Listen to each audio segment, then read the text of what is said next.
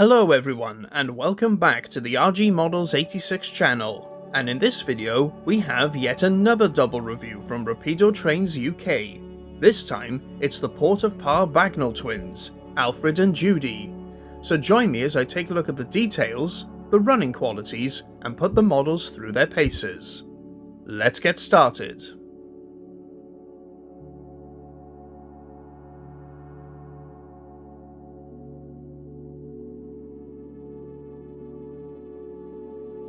The version of the twins I went for was product code 968002, which is how Alfred and Judy are preserved today in their lined bright green livery.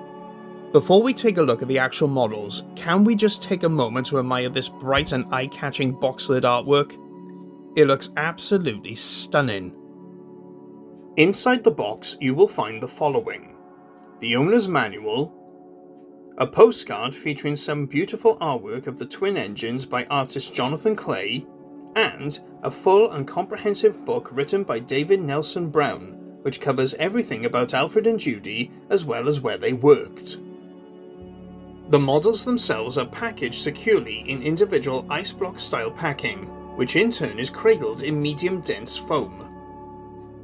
Each loco has its own individual accessory bag, which contains the following: rear cab shutters, 2 vacuum brake pipes, 2 cosmetic coupling hooks, 2 cosmetic coupling hook and chains, 2 buffer beam blanking plates, 2 cab doors, etched name and builder's plates, and a spare lamp iron.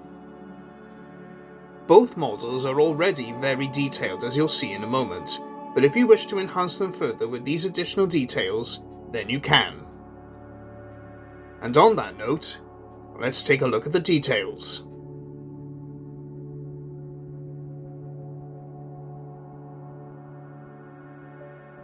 Before we look at the details, I need to point out just how small these models are. Now, don't get me wrong, I'm fully aware of how small Alfred and Judy are when compared to most other locomotives, but to see them in 00 scale is just incredible. If it wasn't for the 00 couplings, they look almost TT scale. And to give you a better idea of the size, here are Hornby's models of Bill and Ben, who are based off Alfred and Judy. Here's Bachmann's Bill and Ben, and here's Rapido's Alfred and Judy. And for an even better idea of size, here's a UK £1 coin between them. Detail highlights include the safety valve assembly, the whistle valve, the water filler caps, which are accurately different in their design between the two engines, sprung buffers, water and steam pipes for the injectors, moulded rivets on Judy's saddle tank, which is different to Alfred's welded saddle tank, and very fine valve gear assembly. I'm sorry to say that the plastic handrails have returned again, but thankfully they're not distorted. Both models have die-cast metal running boards and chassis, which will give them sufficient weight and tractive effort. As you will have already seen, Alfred and Judy are not completely identical twin engines, as some details do differ between them. As well as the aforementioned water filler caps and Judy's riveted saddle tank, the handrails are different in design too, and are positioned lower down on Alfred than they are on Judy. Alfred's coal bunkers have rounded edges, whereas Judy's are angled. There are livery differences too, but we'll come onto those later. For now, let's take a look inside the cab. Both cabs feature extremely fine details, including a double-handled regulator, a reverser lever, a handbrake, and a pair of water gauge glasses with black and white barber pole striping. Copper and brass piping adorns the front spectacle plate, along with a gauge dial that features very fine printing. The back head features moulded rivets and stays, along with closed fire hole doors, so sadly neither model will feature a firebox glow. There's flush glazing on both cab ends, plus the front cab windows feature painted frames, both inside and out. The bunkers feature fine coal loads that look fairly realistic, but if you wish to cover them with real coal, you have the option. Right then, on to the liveries.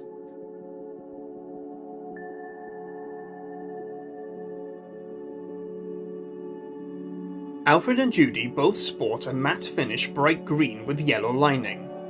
As I said at the start of the video, this is the livery that they currently carry in preservation. The fine yellow lining adorns the saddle tanks, the front and sides of the coal bunkers, the front and sides of the cab,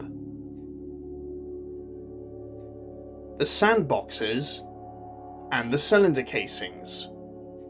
Although etched versions are an option, the printed name and builder's plates are sharp and clear, as is the Port of Par lettering on the fronts of the saddle tanks. Alfred features extra lining on the cab front and a larger pair of builder's plates.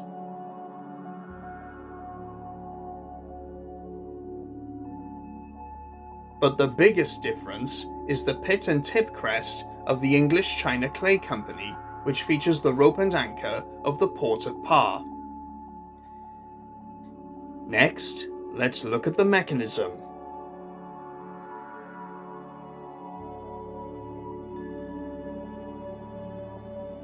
Each model is fitted with a coreless motor and brass flywheel, plus plunger-type electrical pickups behind each driving wheel. Given the location of the worm gear, it's obvious why the firebox glow had to be omitted from the design. For DCC operators, there's a pre-fitted speaker plus a pair of stay-alive capacitors. These models use an E24 decoder, which is a change from the normally used decoders. When it comes to serviceability, I'm pleased to say that this is a major improvement over the SCCR01s. The base keeper plate is easily removed to gain access to the gears and axles in order to oil and clean them. The only issue I can see is the removal of the saddle tank to access the decoder socket or to oil the worm gear. The tank is clipped on both sides, and this, along with the rear of the cab, is pried off with the use of a plastic spudger, a tool which unfortunately hasn't been provided, and really should have been. And so, with everything looked at, it's time to take Alfred and Judy to the track and give them a run.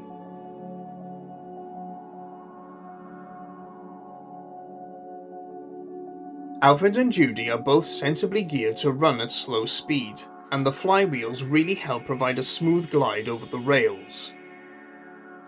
Clean wheels and track are important for any model railway locomotive to perform well, but for these two, it's even more important as their short 040 wheelbase makes them more prone to stalling on dirty track and insulfrog points.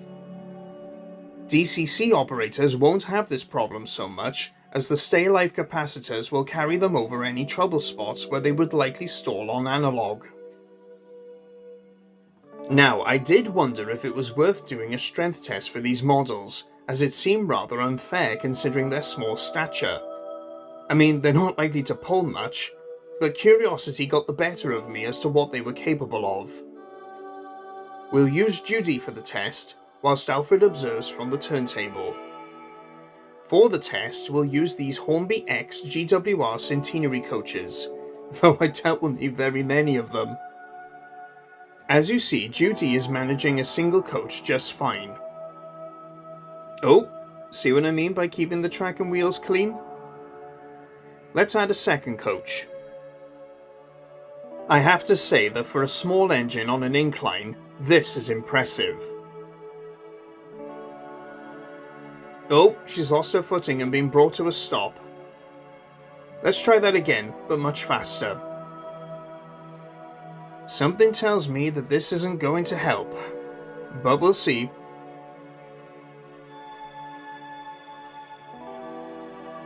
Well, she got a bit further, but still stalled before she got to the top. As I said, 2 coaches on an incline for an engine this small is impressive. But what's even more impressive is the test on flat and level track, where Judy managed no less than 5 coaches. Now that's admirable.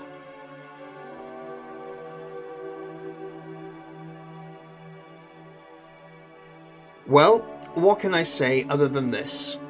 Rapido have done it once again. Alfred and Judy have it all. Intricate details, immaculate liveries, perfect mechanisms that are easy to clean and maintain, and more than enough strength to cope with practically anything thrown at them. The only blemishes on an otherwise spotless record are the plastic handrails, the lack of a plastic spudger tool to unclip the saddle tanks and cabs from the loco bodies, and having to clean the wheels more often than usual to maintain perfect running on analog. Aside from that, Alfred and Judy are two more jewels in the crown of Rapido Trains UK, and are a definite must-have for any model railway collector. And so that concludes another review. If you've enjoyed this video, be sure to give it a like and share it with your fellow railway modelers. Also, let me know in the comments below, have you bought Alfred and Judy? If so, what did you think of them? In what has become a tradition on my channel, a running session featuring the Port of Par twins will follow this video, so make sure you're subscribed to the channel and click the notification bell so as not to miss out on this and other future uploads.